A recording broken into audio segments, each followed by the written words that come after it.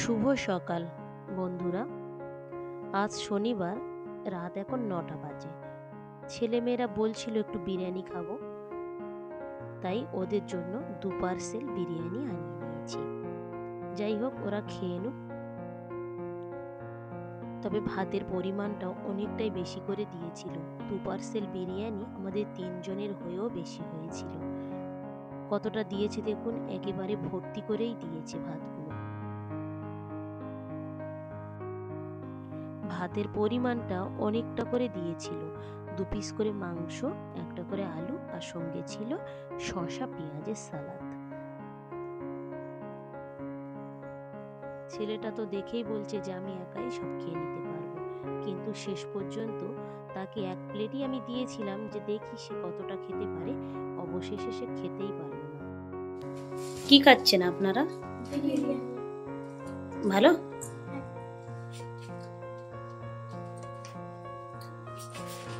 কে এনে দিয়েছে?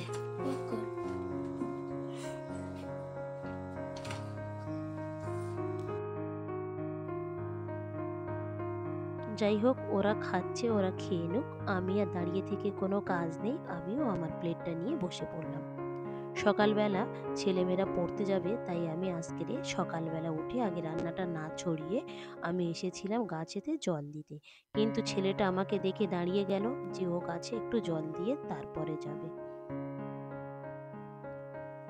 গাছে জল দিয়ে আমি একেবারে নিচে থেকে জামা কাপড়গুলো পরিষ্কার করে নিয়ে উপরে চলে যাব, গিয়ে ধীরে ধীরে রান্নার জোগাড় করে নেব। গাছে জল দেওয়া হয়ে গিয়েছে, এগুলো পরিষ্কার করে নেব। ছেলেমেয়েরা পড়তেও চলে গিয়েছে।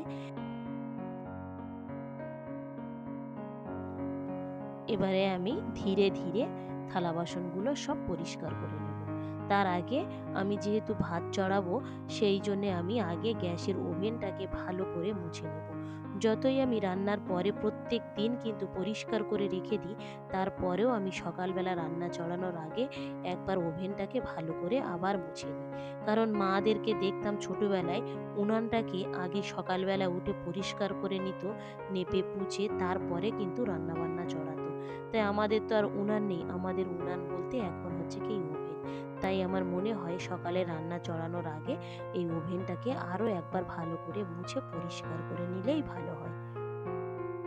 খুব সুন্দর করে আমি একেবারে মুছে নিচ্ছি।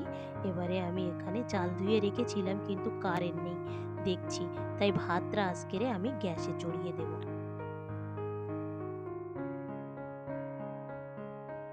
ভাতটা ততক্ষণে আস্তে আস্তে হতে থাক, আর ওইদিকে আমি থালা প্লেটগুলো সুন্দর করে পরিষ্কার করে নেব। নিয়ে আস্তে আস্তে করে তরি তরকারিগুলোকে আমি বেছে নেব। দেখি বাজার থেকে কি মাছ চিংড়ি আনে, তারপরে সেগুলোকেও কেটে বেছে পরিষ্কার করে নেব। ছেলেমেয়েরা প্রাইভেট পড়ে এসেই কিন্তু আগেই খেতে চাইবে। আবার ফোন করেছিল ড্রয়িং মাস্টারও 11টা থেকে আসবে, তাই তার আগে রান্না পুরো কমপ্লিট করে ওরা বাড়ি আসার সঙ্গে সঙ্গে ওদেরকে আগে খাইয়ে দিতে হবে। তা না হলে ড্রয়িং মাস্টারটা এসে হয়তো বসে থাকবে। সবজিগুলো আগে থেকেই ফ্রিজে রাখা থাকে বলে তাই সকালবেলা উঠে ওইগুলো কাটা বাছা করতে সুবিধা হয়। মাছ চিংড়ি একটু আনতে যদিও হয়তো দেরি হয়, কিন্তু সবজিটা থাকার জন্য এগুলো আগে থেকে কেটে বেছে রেডি করে রাখা যায়। তাতে কাজেরও অনেকটা সুবিধা হয় আর তাড়াতাড়িও হয়। কদিন বাড়ি নেই বলে একদম কোনোদিন রুটিও করা হচ্ছে না। বাড়ি থাকলে বিশেষ করে আমাদেরকে সকাল সন্ধ্যায় রুটিটা করতে হয়। আমরা ৩ জন খাবো, তাই আর রুটি না করে সকালবেলায় আমি একেবারেই ভাত চড়িয়ে দিয়েছি। এদিনে বাজার থেকে একটা কাঁচা আম এনে দিয়েছিল। ভাবছি কদিন ধরে সেটাকে একটু খাটা রান্না করে খাবো, তাই অবশেষে আজকেরেই আমি সেটাকে বের করেছি একটু খাটা রান্না করার জন্য। দুপুরবেলা একটু খাটাও হবে।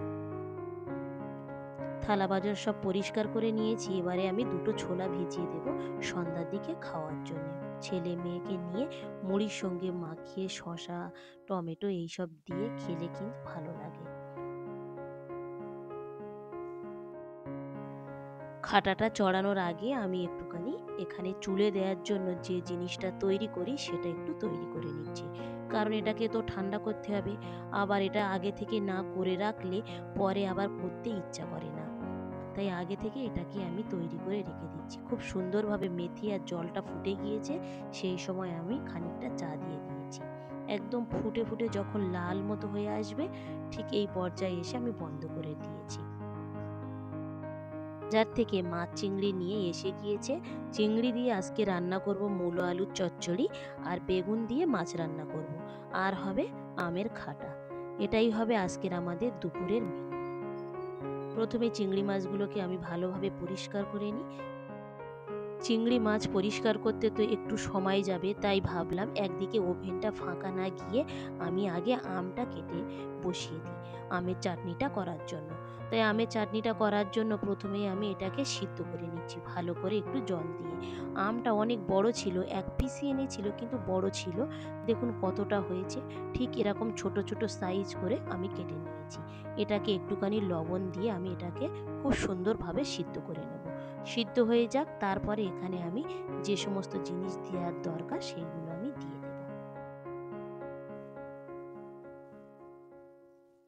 থাক, এটা ধীরে ধীরে সিদ্ধ হতে থাক, আর ওইদিকে আমি আমার মাছ চিংড়িগুলো পরিষ্কার করে নিই। চিংড়ি মাছ সবগুলোই পরিষ্কার করা হয়ে গিয়েছে, এদিকে তরকারিও কাটা হয়ে গিয়েছে, তার মধ্যে আমার আমগুলোও কিন্তু খুব সুন্দরভাবে সিদ্ধও হয়ে গিয়েছে। তরকারি চড়ানোর আগে যেহেতু ভাত হয়ে গিয়েছে, ভাতে আগে আমি ফ্যানটা বসিয়ে নেব। কারণ আমি এই প্লেটের উপরে দেখি যে ফ্যান বসাতে গেলে গামলাটা স্লিপ করে, সেই জন্য আমি তলাতে একটা সুতির কাপড় দিয়ে তারপরে আমি এখানে ফ্যানটাকে উবুড় করি। তা না হলে বড্ড স্লিপ করে হাতে পায়ে লাগে বা পড়ে যায়। অনেকবার হয়েছে যে পড়ে গিয়েছে আমার হাত থেকে, ভাতের এই হাঁড়িটা উবুড় হয়ে গিয়েছে গামলা সহ। তাই আমি এইভাবে একটা সুতির কাপড়ের উপরে রেখে তারপরে ফ্যানটা আমি বসাই। কাঠের চামচের সাহায্যে আমগুলোকে একটু আমি ঘুটে দিচ্ছি।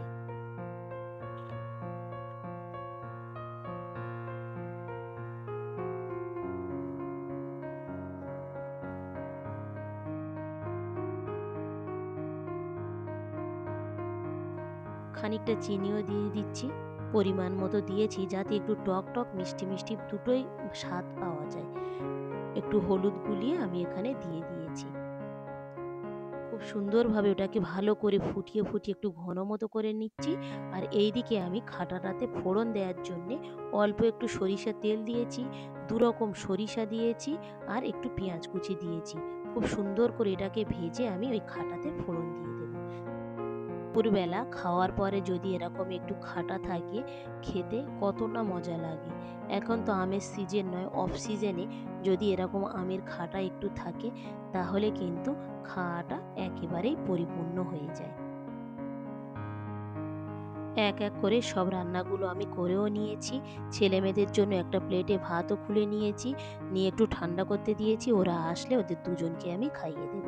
ধীরে ধীরে সব রান্নাও হয়ে গিয়েছে, সমস্ত কিচেনও আমি সুন্দরভাবে পরিষ্কার করেও নিয়েছি। ভিডিওটা তাহলে এখানেই শেষ করছি। ভালো থাকবেন, সুস্থ থাকবেন, আর ব্লগটি কেমন লাগলো অবশ্যই জানাবেন। ভালো লাগলে একটা সাবস্ক্রাইব করে দেবেন। দেখা হবে পরবর্তী ব্লগে।